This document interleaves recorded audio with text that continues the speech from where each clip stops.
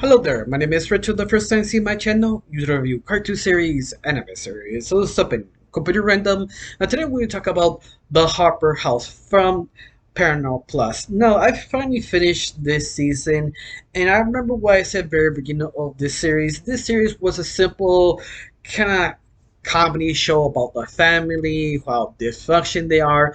You basically seen this hundreds of times, so it was sort of tad different, but using the same formula, and the animation is kind of eh.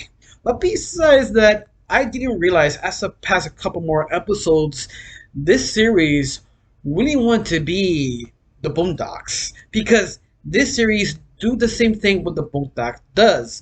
They sort of kind of commentary about the society. The difference is the Boondock commenting of black society and black culture and how it affects it, and how the many people who view it are sort of the problem with the show. The old generation, the generation doesn't know what it's doing, and the people who are smart in that sort of class understand what's going on, but at the same time want to do nothing or maybe too worried to actually think about it.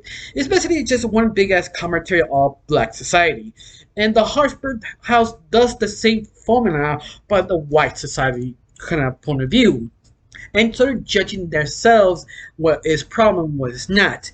And that's something I was sort of surprised to like halfway of the season because I was sort of my mouth just funny clicked. I mean, my brain clicked now words. Yeah, I was like, oh, that's actually kind of smart. But the only problem is the Boondocks is clever, funny, and it doesn't rely mostly on black culture. And also other things like Star Wars, westerns, or whatever they feel or like of the real life, like other nerds. This series tried to do the same thing, but the only difference is it didn't know where to get there the right way because the Boondocks formula is sort of hard to do. You kind of need to understand the subject matter, you understand the characters sort of complement each other. I mean, this series sort of does this, but the difference is the writing staff wasn't sure how to end it or continue it or what direction because this kind of commentary is sort of hard to pull off because you have to think of a lot of things. You understand if the commentary you did is correct. Did you cover all your bases? Did you judge it the right way? You also lean to the characters who are representing all of that subject matter is done correctly also. And also you don't forget, make them likable, make them funny. And that's sort of the angle they attempt to do of the Harper House, but it's sort of not landing completely well. I mean, some episodes do work, others not really. That wasn't sure how to handle it, but very end, they never really was blindsided. They always sort of understood the subject matter, and that's the problem. Maybe there's a reason why a lot of people didn't like the Harpers in the first. Maybe didn't realize and end of the series, but it's something that sort of can rub you the wrong way, could rub you the wrong way. I don't know. It depends on you. Let me know how you feel about the Harper. You feel it was a good series or not.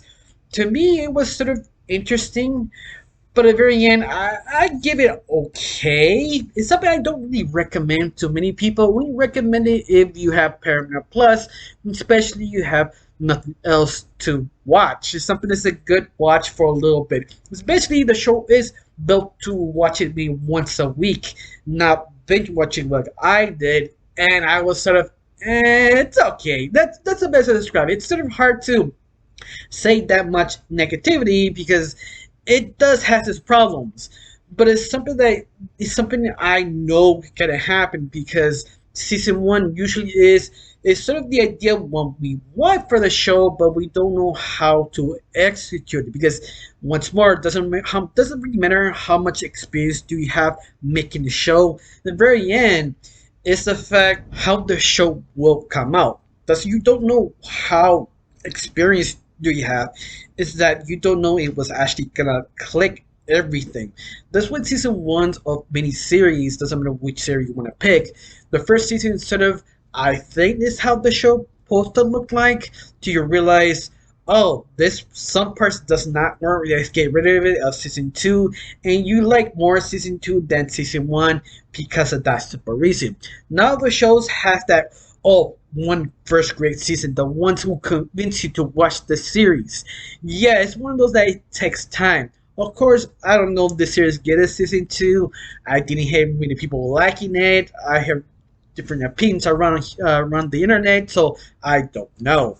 But if it does, I can see this show could be even better over time, understanding the characters even more, especially how the whole four core members sort of is a metaphors of some parts of the society. Like Debbie, the head honcho of the whole family, that she's an engineer, she's smart, she's abrasive, she's a go-getter, but at the very end, because she's a female, there's always a glass door trying to break it, but she never can. And that's basically her metaphor, but at the very end, that metaphor was sort of exaggerating deeper. Sometimes it's not the glass window is the thing you need to break. It sometimes is you as your own person, because something you have to examine yourself to understand how to break the glass. And I know I'm making a little bit too analysis of this, but once more, this series kind of points that way. It also explains sometimes it's not the glass, it's your whole family. How she was treated by his own father, and wondering why her father treated her that way. And she had very fairness in her own sister, except her, Betty. And you realize it's all connected to her mother, who is a beauty queen, who is basically a monster and treat everybody like crap. And she's just sort of this sort of goddess, this high statue you have to become. And that's sort of interesting. You realize, okay, it's because the mom, but why did the father treat her that way? And it's simple is that his dad sees a lot of Betty in him, and that's why she treats him like that, because he doesn't like himself, so he sees himself, he treats him crappy. That's the reason why she was sort of belittled by her whole family.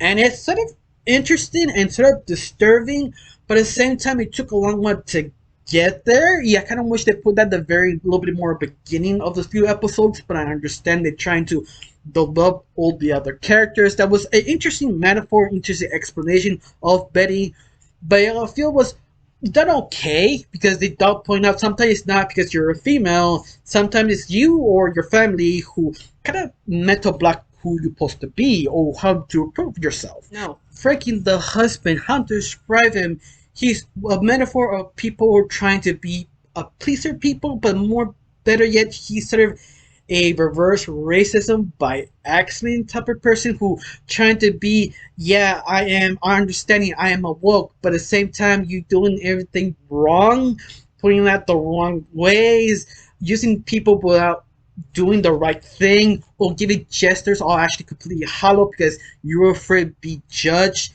because you're white and your white privilege. And that's basically what Deborah's husband is that strong metaphor, but at the same time, he's sort of interesting and funny and very awkward. He put them sort of awkward situations that is sort of could be very cringy to some people. They understand because it really does his fault. Everything he does is his fault. He just sort of fall into this weird kind of situation. You just, all right, okay.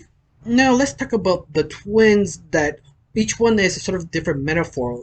Todd, the older brother, that his metaphor, that's sort of that guy who is sort of delusional. He has his own little bubble. He believes he's liked. He's a person that believes that he deserves everything. That's sort of delusional, that he was very liked to everyone. But at the very end, he's just sort of a snob who looked down on other people because he thinks he's that intelligent.